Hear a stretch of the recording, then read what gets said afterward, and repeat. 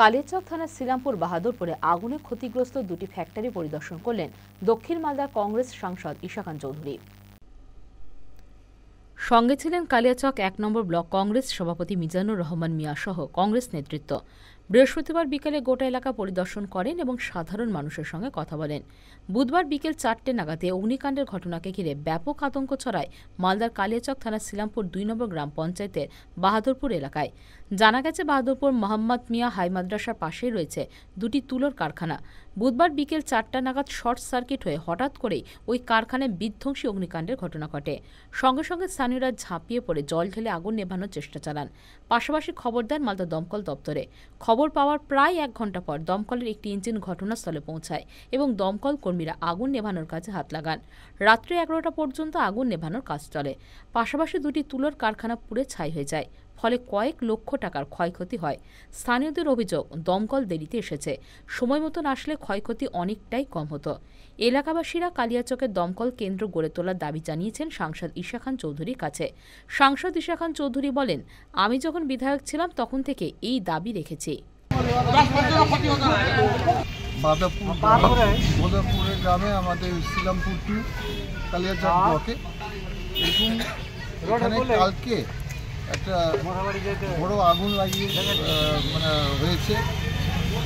আমাদের যেখানে কাপড়ের ফ্যাক্টরি আছে দুটো, প্রায় ৫০ লক্ষ টাকার মালের নোকসান হয়েছে এবং এলাকার মানুষ বেঁচে গেল। একটা কারণ, এলাকার মানুষ, গ্রামের মানুষ নিজে ফ্যাক্টরি আগুনকে থামাবার জন্য ইনভলভ হয়ে গেল।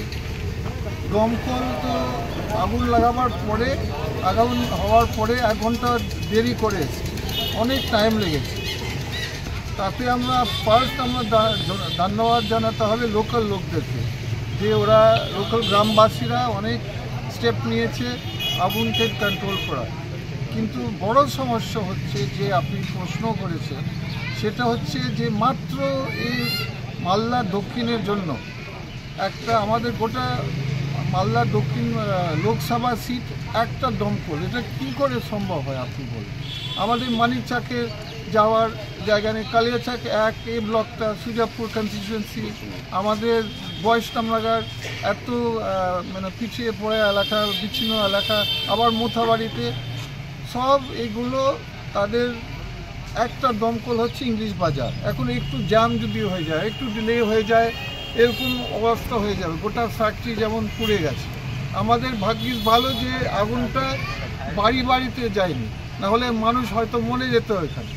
তো দেখুন, এইগুলো দাবি তো এখন থেকে আমরা রাখিনি। আমি যখন এমএলএ ছিলাম, বিধায়ক ছিলাম সুজাপুরে, তখনও আমি দাবি রেখেছি রাজ্য সরকারের কাছে, কিন্তু আমার মনে হয় রাজ্য সরকার এটা নিয়ে মাথা লাগাচ্ছে না, সিরিয়াস নাই। ইলেকশন যখন আসবে, যখন ডিক্লেয়ার করবে রাজ্য সরকার, টিএমসি সরকার, বলবে হ্যাঁ আমরা দমকল দিব, আমরা কালিয়াচক মিউনিসিপ্যালিটি করব, আমরা বিভিন্ন কাজ করব, কিন্তু ইলেকশন চলে গেলে আর কাজ দেখা যায় না। গতকাল আপনার 3:30টা নাগাদ এখানে আগুন শর্ট সার্কিট হয়ে আগুন ফায়ারিং হয়। ফায়ারিং হওয়ার পরে মোটামুটি 1.5 থেকে 2 ঘন্টা পরে প্রায় ফায়ার ব্রিগেডের গাড়ি মালদা থেকে আসছে। মালদা থেকে গাড়ি আসার সময় অনেক জাম্পের মধ্যে পড়ে, ওরা বলছেন যে আর কি জাম্পের মধ্যে পড়ে গেছি। পড়ে যাওয়ার পরে এসেছিলো, সেটা ছোটো গাড়ি নিয়ে এসেছিলো। সেই গাড়িটাতে অতিরিক্তভাবে জল নেই। গ্রামের লোক নদী থেকে জল, কেউ টিউবওয়েল থেকে জল অনেকভাবে চেষ্টা করেছে নিভানোর জন্য, কিন্তু জল নিভাতে পারে না এবং জনসাধারণ দ্বারা সম্ভব হয়নি। অনেক কিছু চেষ্টা করেছে। কটা অবধি আগুন নিয়ন্ত্রণ আছে? মোটামুটি প্রায় 5টা পর্যন্ত হালকা নিয়ন্ত্রণে এসেছিল গ্রামের মানুষরা। তারপরে গাড়ি এসে ওরা নিজের যথেষ্ট চেষ্টা করেছে, কিন্তু তাতেও হয়নি। আবার দ্বিতীয় গাড়ি আবার একটা বড় ট্রাঙ্কে এসেছিল এর ফায়ার ব্রিগেডের, সেটা আবার লাগালো, তাতেও সম্ভব হচ্ছে না। লাস্টে আপনার দুটো পরপর জিসিবি নিয়ে আসলো, জিসিবি নিয়ে এবং সেখানে পরপর টানতে লাগলো। টানার পরে আবার জল নিয়ন্ত্রণ করতে গিয়ে প্রায় রাত 11টা হয়ে গেল আগুন নিয়ন্ত্রণ করতে গিয়ে। তো কটা ফ্যাক্টরি আছে এখানে? এখানে দুটো ফ্যাক্টরি আছে। কি রকম ক্ষতির পরিমাণ? কি রকম ক্ষতির পরিমাণ বলতে মোটামুটি প্রায় 60 থেকে 65 লাখ টাকার মতো সম্ভব। কেন এখানে একটা আপনার নারকেলের যা ছোপড়া ছিল, 1 লরি নারকেল ছোপড়া তার আগের দিন এখানে এসেছিল।